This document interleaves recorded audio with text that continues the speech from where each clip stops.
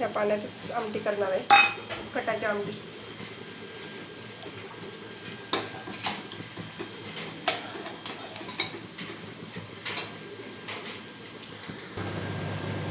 बघा मस्तपैकी आपलं पुरण शिजलेलं आहे.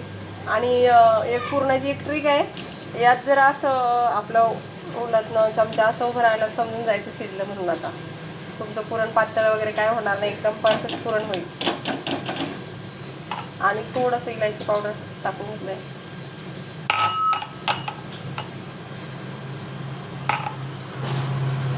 पुरण रेडी आपलं.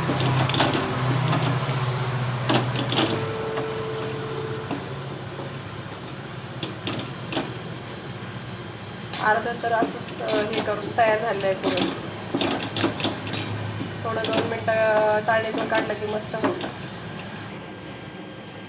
अशा प्रकारे आपल्याला पुरण काढून घ्यायचं आहे.